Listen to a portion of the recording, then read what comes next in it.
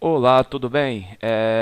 Aqui eu continuo a série de vídeos, né, da preparação para a defesa da minha tese.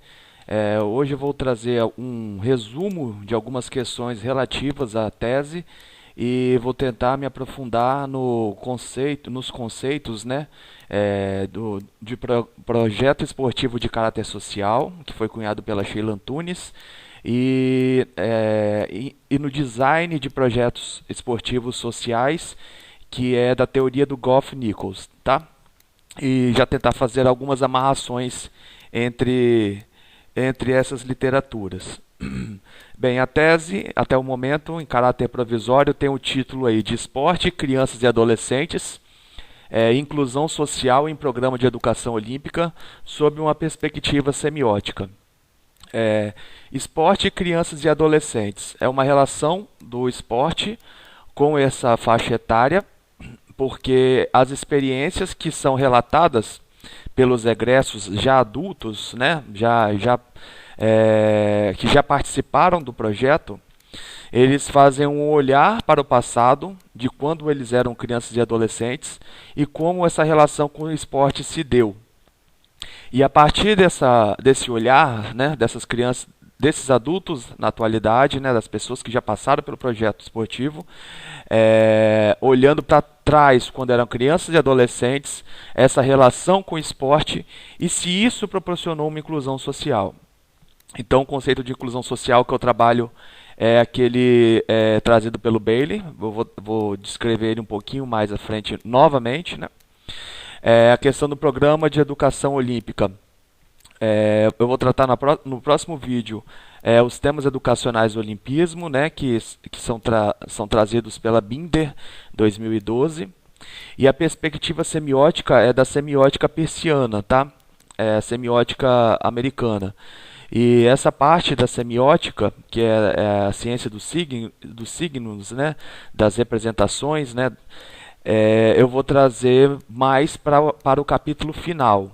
Eu vou dando umas pinceladas ao longo da tese, porém, no capítulo final que eu tento me aprofundar nessa análise. Então, o resumo da tese, ela parte do pressuposto, né, da premissa, que no decorrer da história o esporte foi utilizado como uma ferramenta de educação em valores. Né? Não só uma educação física, mas a questão também de valores, uma questão atitudinal. E existe um discurso que é reiterado que diz que o esporte pode propor transformações positivas na vida de crianças e adolescentes. No mundo atual, contemporâneo, existem várias iniciativas de intervenção social utilizando o esporte como uma ferramenta principal, né, para alcançar essa inclusão social, a prevenção de delitos e outros objetivos sociais. A Sheila Antunes, em 2018, cunhou, né, essas iniciativas de intervenção social como projetos esportivos de caráter social. Segundo a pesquisadora, os PECs eles podem ser definidos como empreendimentos de organizações não específicas da assistência social, que têm na oferta de uma ou mais modalidades esportivas a principal estratégia de ação para transformar uma parcela da realidade, diminuindo ou eliminando um déficit, ou solucionando um problema social. E nesse contexto, é importante salientar qual é a diferença de um projeto que tem esporte de inclusão social e um projeto esportivo de caráter social. E na maioria dos projetos sociais, o esporte é uma das ferramentas que estão ali no meio. Pode ter oficinas, como eu citei, o meu trabalho como educador social e coordenador do Programa Nacional de Segurança Pública com Cidadania e trabalhando em outros projetos sociais. Haviam oficinas de informática, cidadania, várias oficinas, e as opções esportivas eram uma parte complementar, né? Não era a estratégia principal. Entretanto, nos PECs, nesse conceito que foi cunhado pela Sheila Antunes, o esporte ocupa um papel central nesses projetos, ok? Então, no nosso locus de estudo, né, onde a gente estuda, pode ser definido dessa forma, porque nesse projeto o esporte é tido como a principal ferramenta. E as outras oficinas são secundárias, ok? O esporte ocupa uma posição central no nosso locus de estudo. Enquanto nesse projeto anterior que eu falei que houve a coordenação e houve a atuação como educador social, o esporte era coadjuvante, ok? E aí traz que alguns projetos têm adotado os valores do movimento olímpico, né, como uma referência para o desenvolvimento de seus objetivos ou as suas operacionalizações didático-pedagógicas no ensino de valores olímpicos. Eles têm os valores olímpicos como humanos e universais, e a gente entende que existem contextualizações a serem feitas. Existe uma discussão aí bem grande entre inscrição ideológica, entre a questão de homogeneidade cultural, uma discussão da oh meu Deus do céu, colonialidade. Então a gente precisa estar levando tudo isso em consideração. A questão da etnocentria, né? A perspectiva etnocêntrica da educação olímpica, então tudo isso tem que ser levado em conta. Então, a partir dessa crença que o esporte pode educar em valores de forma positiva, existem várias revisões internacionais, né, como a de Stegman e Jansen, na Holanda, o próprio Bailey, no Reino Unido, e o estudo da Sheila, né, aqui no Brasil, que mostraram que existem resultados que são contraditórios, existem limitações metodológicas, então, no caso, existe a carência de evidências conclusivas sobre uma relação de causalidade estabelecida entre a prática de esportes, a inclusão social e um comportamento pró-social. Então, no caso, seriam necessários novos estudos em projetos sociais que investiguem essas relações entre a educação olímpica, seus benefícios pró-sociais e a possibilidade de propor a inclusão social. Ok? Próximo slide. O objetivo é identificar, descrever e analisar as avaliações e significados que os egressos do projeto esportivo de caráter social atribuem à educação olímpica. Mais do que a educação olímpica, né? Verificar se houveram indícios de inclusão social, né, entre esses participantes e fazer uma perquisição dessas relações que existem, né, entre os projetos sociais, a educação olímpica e a inclusão social. E o recorte é a Estação Conhecimento, aqui do Espírito Santo, ok? Que é um programa de educação olímpica que é certificado pelo Comitê Brasileiro PR de Coubertin. Existem outros projetos, porém, no caso aqui da América Latina, a gente só tem a Estação Conhecimento e a Fundação Tênis.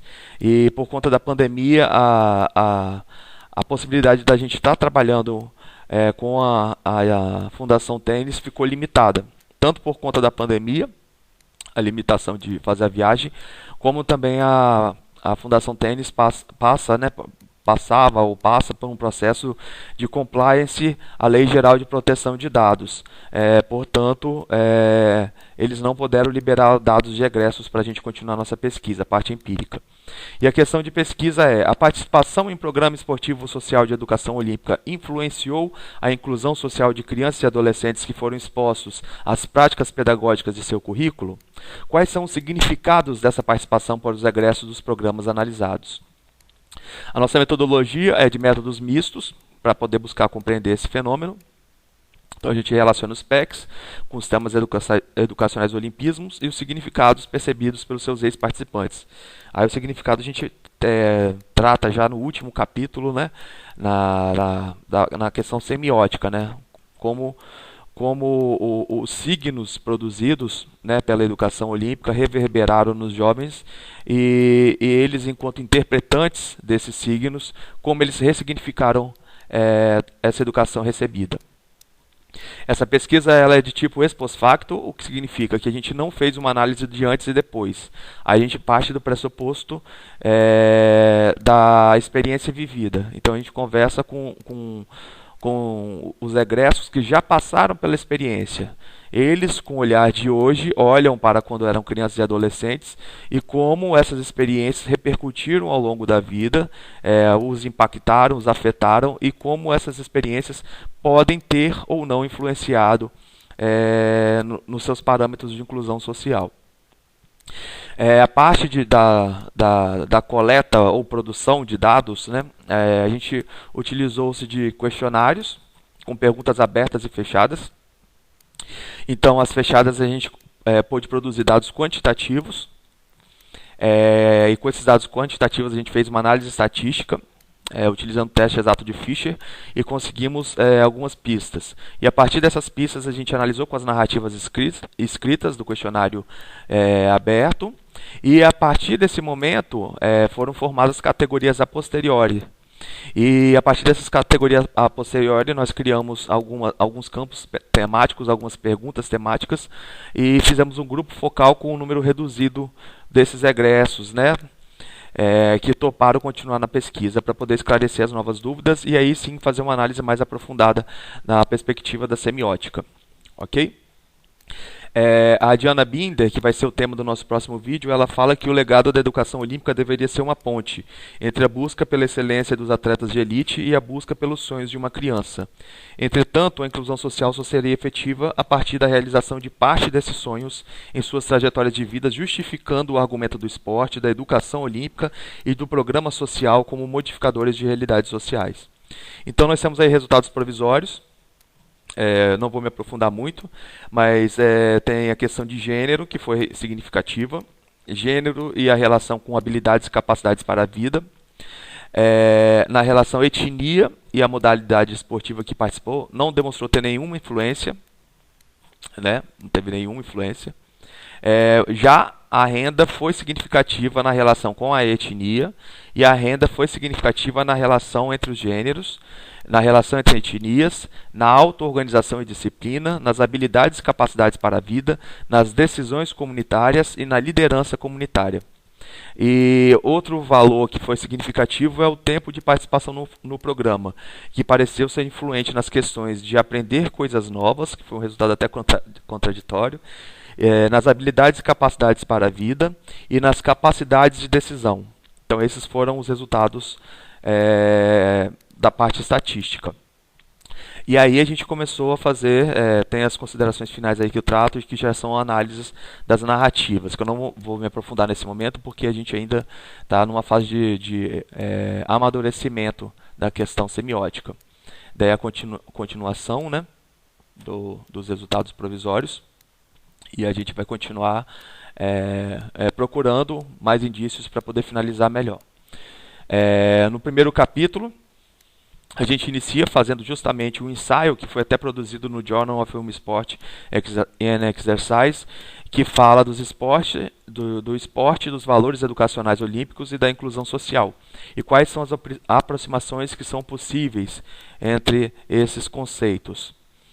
Compreendido? E aí eu trago de novo o conceito de PECs, né, de Projeto Esportivo de Caráter Social, da Sheila Antunes, que são empreendimentos de organizações não específicas da assistência social que têm na oferta de uma ou mais modalidades esportivas a principal estratégia de ação para transformar uma parcela da realidade, diminuindo ou eliminando um déficit ou solucionando um problema social. Ok? Já no capítulo 2, eu começo a tratar do referencial teórico-metodológico e começo a me aprofundar. E como eu disse, né, o tema desse vídeo, o tema principal é trazer os conceitos do design que o Goff e Nichols traz para os projetos esportivos, né, projetos sociais esportivos. Depois dessa questão aí, do capítulo 2 dessa apresentação, aí eu já entro na questão justamente do design. Então o Nichols traz o seguinte, que quando a gente vai fazer o design de algum projeto ou programa esportivo social, existe uma necessidade de compreender a forma de se trabalhar a partir dos seus participantes. Não dá para fazer um projeto sem olhar para qual é o público na qual você vai fazer aquela intervenção. Então o Nichols inicialmente utilizou algumas classificações que são de Brightham e Faust, de 1976.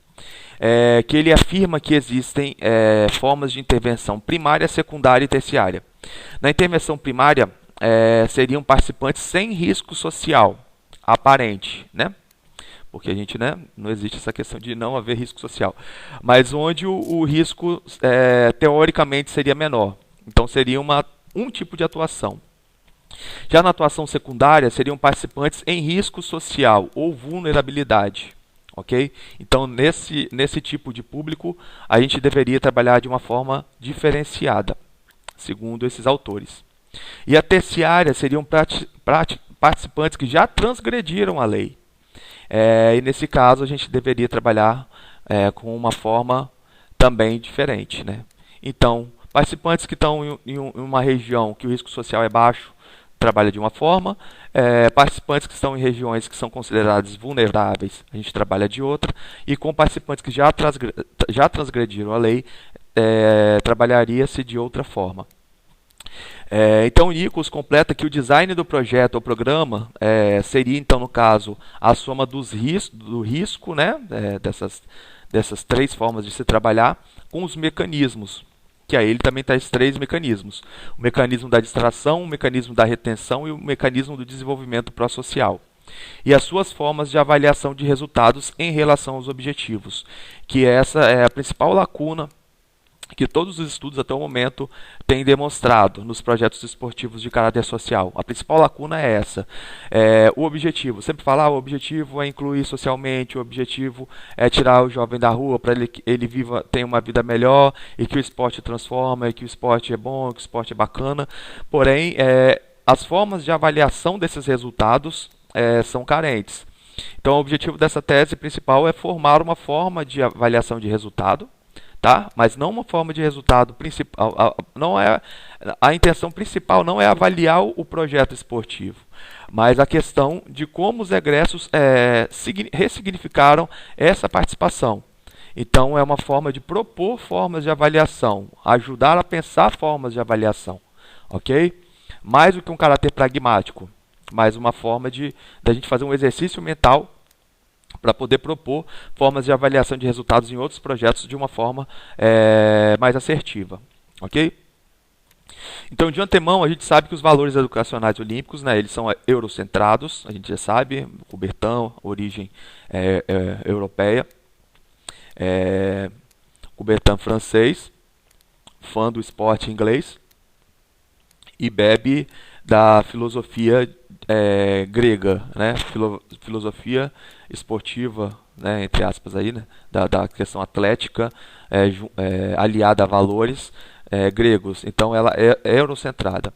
Então elas são ressignificadas em currículos dos programas. A Binder mesmo mostra que existem processos, a Binder é canadense, e ela mostra que os processos de significação e ressignificação são constantes, que é algo que a gente pode corroborar, né, pode aliar ao conceito de semiose, né, na semiótica peirciana, que no caso são signos formando novos signos a partir dos interpretantes que eles são expostos, ok?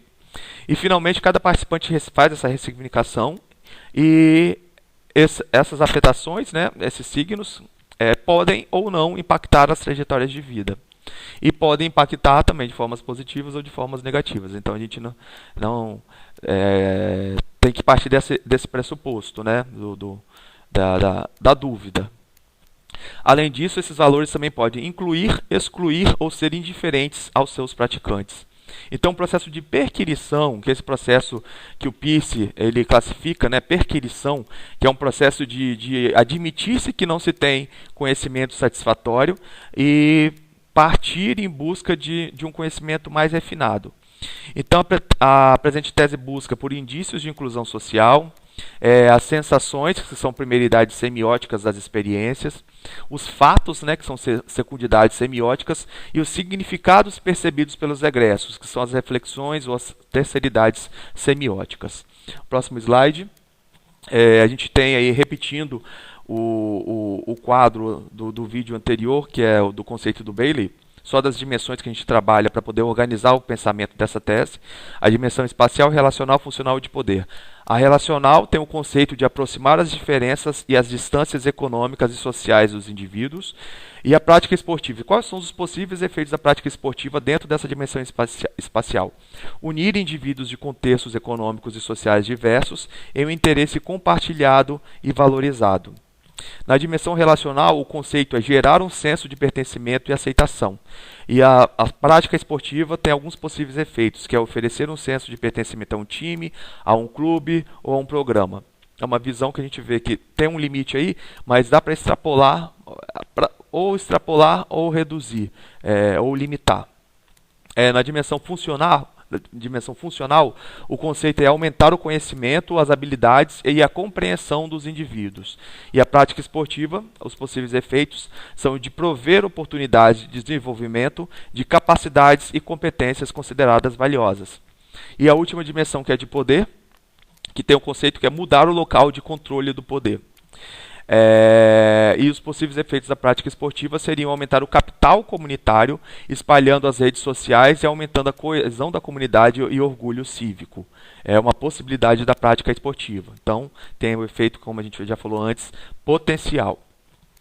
Então, a prática esportiva, a partir do pensamento de Bailey, poderia alterar determinada realidade ao unir indivíduos de diversas origens sociais, proporcionando oportunidades de convívio na construção de redes de relacionamento ou até formas de aprimoramento econômico decorrentes das situações colocadas pela prática. Poderia também oferecer uma melhoria nas relações sociais ao aperfeiçoar o senso de coletividade ao redor de um programa esportivo social. Poderia desenvolver habilidades, poderia desenvolver capacidades, poderia desenvolver funcionalidades e competências que seriam então utilizadas para a transformação das histórias de vidas desses participantes. Poderia apurar as capacidades críticas e disposição de visão de mundo, mudando o local do poder e aprimorando o surgimento de lideranças, coesões sociais e comunitárias para tomadas de decisão. Ok? É o pensamento de Bailey.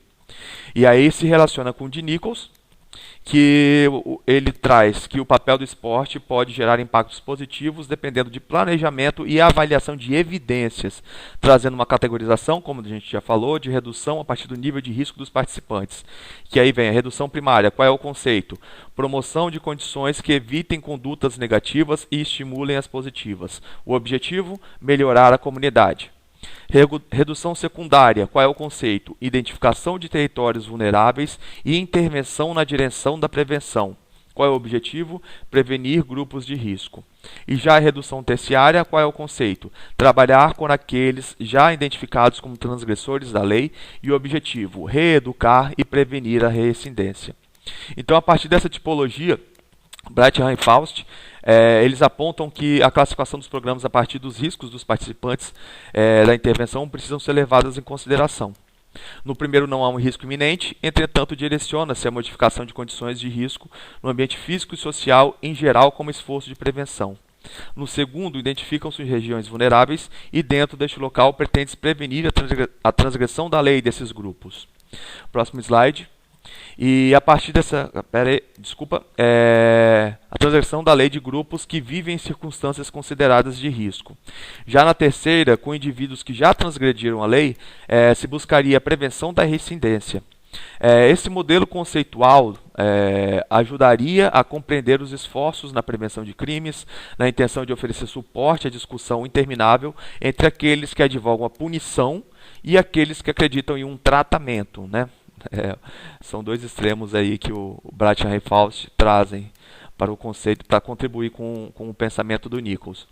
Além dessa divisão em níveis de risco, Nichols também sugere uma categorização dos programas baseados em seus mecanismos de ação, que é apresentado no quadro 3, que são aí os 3 mecanismos: o mecanismo de distração, o mecanismo de retenção e o mecanismo de desenvolvimento pró-social. Lembrando que o mecanismo seria uma intenção que você poderia estar colocando no seu programa, mas que não necessariamente você precisaria trabalhar somente com uma. A mesma coisa acontece com a questão anterior.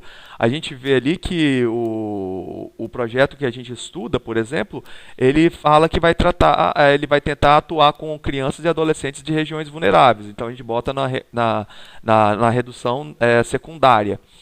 Entretanto, já existem, né, eu ouvi casos de pessoas que já tiveram algum conflito, né, crianças e adolescentes, adolescentes eu acho, em conflito com a lei, então fazendo aquela parte de reeducação e que foram inseridos nesse programa.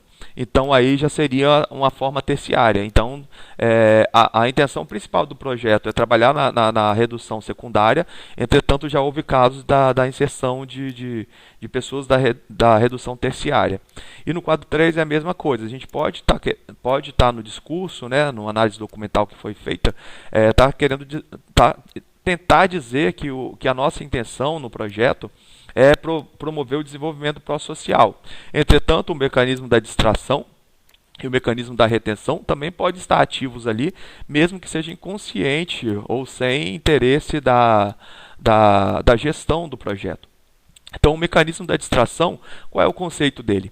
É afastar a pessoa de um tempo e um lugar onde ela poderia estar envolvida em um crime. Qual é o objetivo? Entreter e afastar.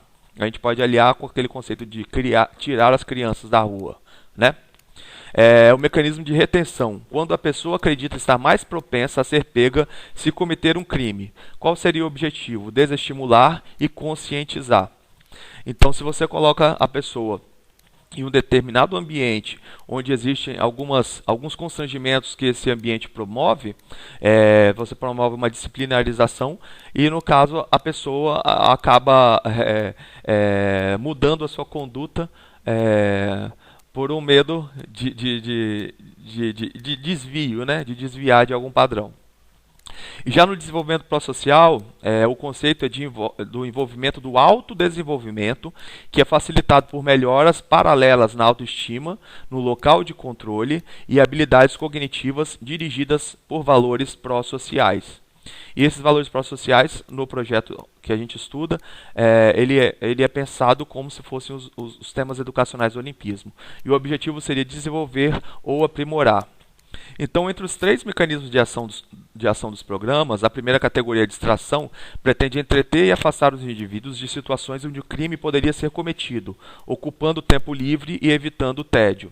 No caso da retenção, a finalidade é que o programa ocorra em um lugar e em um modo em que o indivíduo saiba que poderia sofrer algum constrangimento caso não cumpra alguma regra ou cometa alguma infração.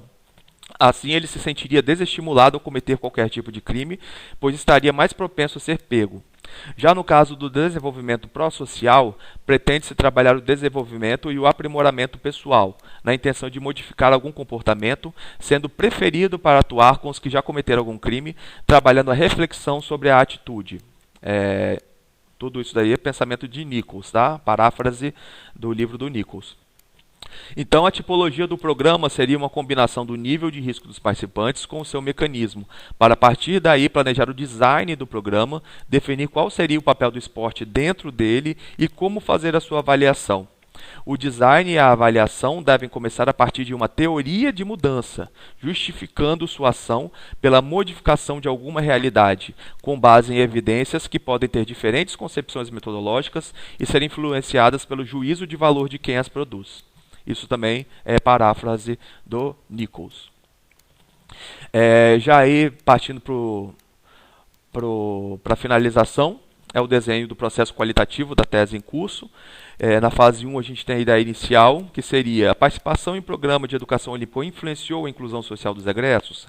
É a nossa ideia inicial. Então, a gente problematiza, na fase 2, que existem certos fatores a se considerar para o esporte ensinado nos programas possibilitar a inclusão social. Essa é a problematização. E aí, no meio, a gente coloca como referencial teórico, que é o marco de referência, o Donnelly, que traz as questões dos modelos de análise, né, das formas de categorização histórica, e problematiza as diferenças que existem dentro do esporte. E ele se debruça principalmente nas categorias de gênero, de etnia e de classe social. E problematiza os níveis de análise que podem existir a partir dessas três categorias. Mas ele diz que não são apenas essas três categorias que podem se levar em conta quando a gente discute a inclusão ou exclusão social a partir do esporte, mas que essas têm evidências suficientes para ele construir um modelo. A diferença de idade, a diferença de região geográfica e qualquer outra característica que possa criar uma diferenciação e um clima de hierarquização e um clima de perceber mudanças, né, mais inclusivas ou menos inclusivas a partir do esporte, poderiam ser tomados como referência a partir do pensamento de Donnelly. E o pensamento de Donnelly que produz as 4 dimensões de inclusão social, que a gente apresentou novamente aqui, que são da teoria do Bailey, né, as 4 dimensões de inclusão social: a espacial, a relacional, a funcional e a de poder. São baseadas no pensamento de Donnelly. Tanto Bailey como Donnelly utilizam muito da obra de Bourdieu no seu pensamento, ok? Principalmente o conceito de capital social, né? Teoria dos capitais. O Donnelly fala um pouco da questão do hábito, né? do hábitos, né? E por aí segue.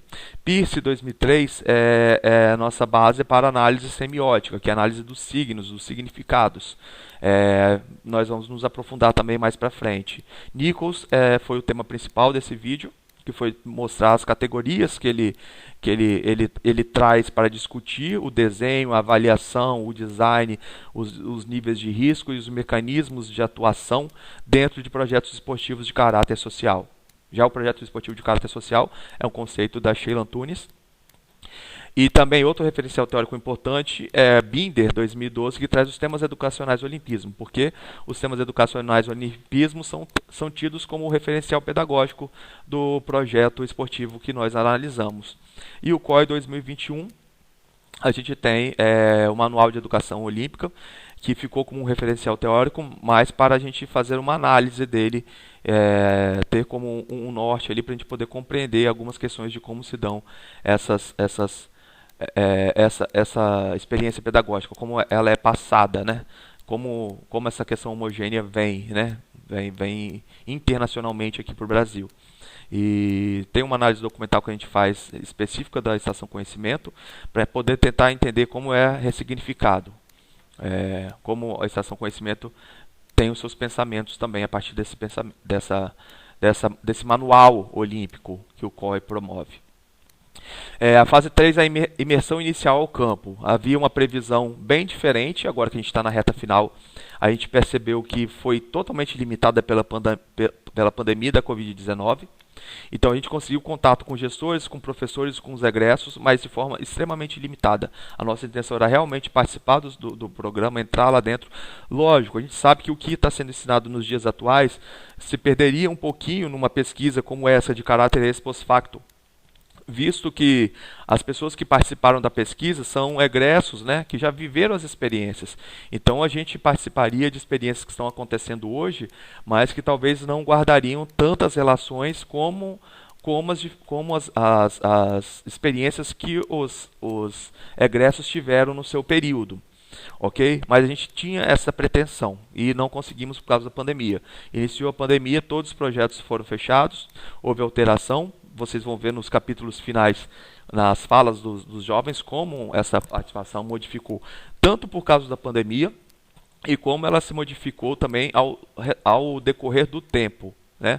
Os critérios de seleção, os critérios de entrada, as formas de se trabalhar foram diversas em momentos diversos da história do nosso locus de pesquisa. Ok? A concepção do desenho de estudo, a gente fala parte aí de métodos mistos, diversos pontos de vista, né, de egressos da equipe, dos documentos que formarão um panorama, né, de como esse processo pode ser descrito, focando principalmente na dos egressos. A gente vai ouvir tudo, vai fazer análise, fizemos já, né, análise documental, etc. Entretanto, o ponto focal é a visão dos egressos. A definição da amostra inicial e o acesso a ela.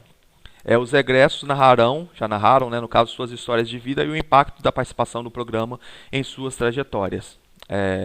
E aí o projeto que a gente estuda forneceu o contato desses egressos, aqueles que queriam participar, ele forneceu esse contato. Então já existe aí um viés nesse fornecimento.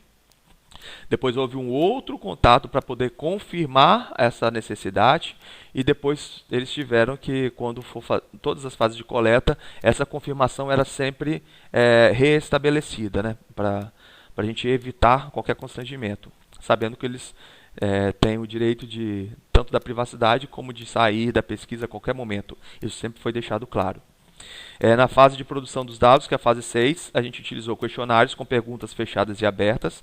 As fechadas geraram inferências estatísticas e as abertas, a análise de narrativas. E o grupo focal foi produzido na etapa final. A análise dos dados, a gente fez análise estatística para produzir categorias a posteriori, e as narrativas buscaram uma correlação com essa análise estatística. E uma análise semiótica de algumas falas do grupo focal para poder tentar desenhar o panorama de uma forma um pouco mais assertiva e oferecendo uma visão nova, né, para uma pesquisa de um caráter inovador, tentando não ser mais uma pesquisa de produção simplesmente, mas uma pesquisa que oferecesse alguma inovação.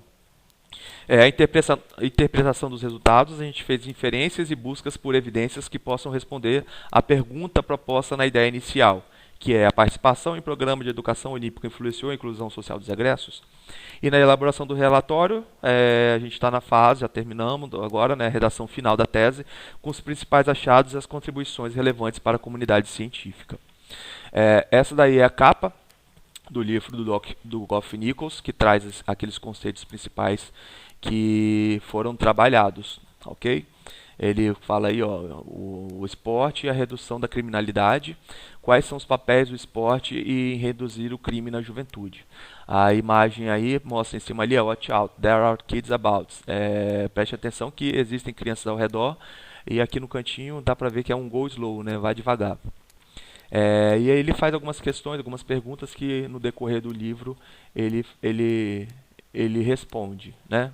Ele faz análises tanto teóricas quanto análises realmente de programas ao redor do mundo que utilizaram o esporte e como essas avaliações foram feitas. Ele estuda oito projetos esportivos sociais ao redor do mundo e demonstra de uma forma bem interessante como as avaliações desses projetos foram feitas. Ok? Então é isso. Esse foi o Goff Nichols. No próximo vídeo a gente vai trabalhar os temas educacionais do olimpismo a partir da visão de Binder. Afinal de contas, a referência pedagógica, né, para poder fazer essa atuação do esporte partiu dessa educação olímpica. Ok? Muito obrigado e vamos em frente.